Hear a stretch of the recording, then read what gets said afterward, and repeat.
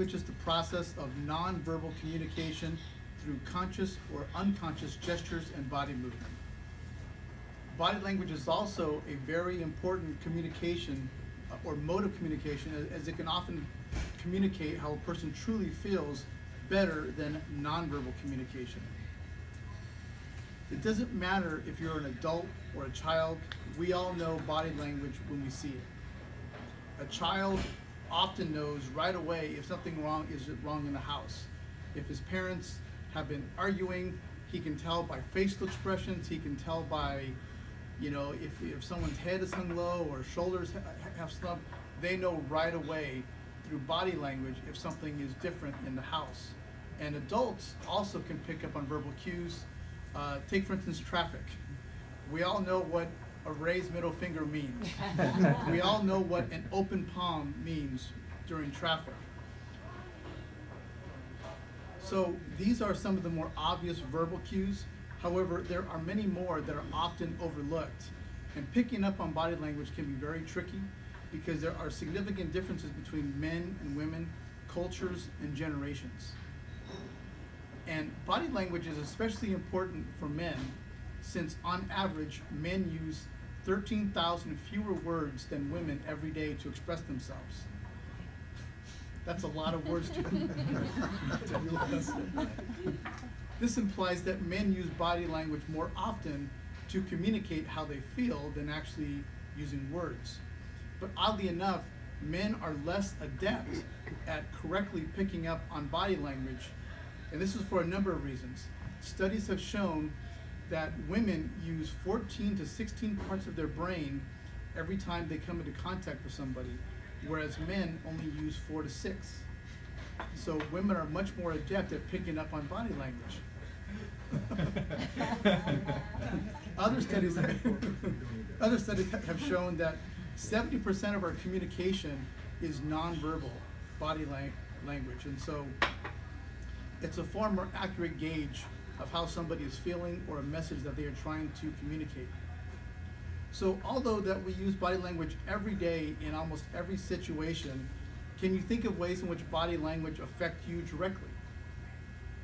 And so most of us would probably say that it's in relationships with people that we care about, family members, co-workers, or in our business every single day. So I'd like to talk to you about a number of non-verbal cues that you may or may not be aware of. So when men talk, especially in large groups, men tend to talk big. They talk about a story and they move their hands and they caught a fish, it's this big, and they talk in these big, wide gestures, and they have a very open, big stance. Well, that often communicates the idea of assertiveness or power. I'm making myself very, very big, and I want to draw your attention to me. Oftentimes, everybody knows this one is that crossed arms. This can indicate a very defensive posture or disagreement with what's being said. Biting nails can indicate someone who's very nervous, stressed, or insecure. Hands on the cheek can communicate I'm lost in thought, or combined with furrowed brows, I'm really in kind of deep thought, deep concentration. Finger tapping or drumming, you know, that could indicate that someone's a drummer. Yeah. Or that they're growing impatient with what's being spoken and they like to move on. Touching your nose. Touching your nose just can often convey disbelief or disagreement, or that the person or the person touching their nose thinks that the person speaking is lying. Brisk rubbing of your hands, right? This can convey excitement about something that is to come, or a conversation, or something that creates excitement. Open palms. Open palms can convey innocence, or it can convey submission. I didn't do it. Show me your hands, drop the gun, right? Or head in your hands can communicate that I'm upset, or maybe that I'm ashamed of something that I've done and I'm looking down.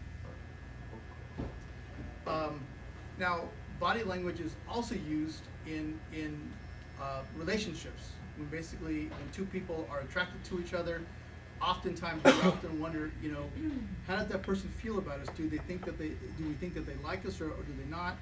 And many of these messages are communicated through body language. So when a person reaches out to touch you in a casual way, they touch an arm or they touch a shoulder, that's usually a sign of someone being attracted to you, because generally speaking, people aren't going to touch people that they don't like.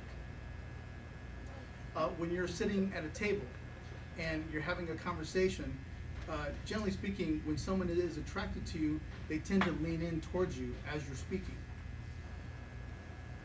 And both men and women tend to preen themselves when they're attracted to somebody. So men may adjust their tie, or they may button up their jacket, and a woman may, you know, press down a skirt or a dress or pants. But there are also body language that are very specific to gender. So for a man, if you extend your hand to shake somebody's hand and it's not returned and they don't shake your hand, that's a very clear sign of disrespect, disdain, or intense dislike. And also, when men feel threatened or they feel like they're in a confrontational situation, men will sometimes make themselves bigger. Put out the arms a little bit, flex those lats, pump up the chest a little bit. I'm going to make myself look a little bit bigger. Or in a situation where there's a confrontation, a situation where there's disagreement, and for a man to turn his back completely on another man over here, it means you are not a threat to me, so I'm going to turn my back to you. Right? These are things that are very, very specific to men. But there are also body language cues that are specific just to women. One of the most ones that we see the most is the half smile or the smirk.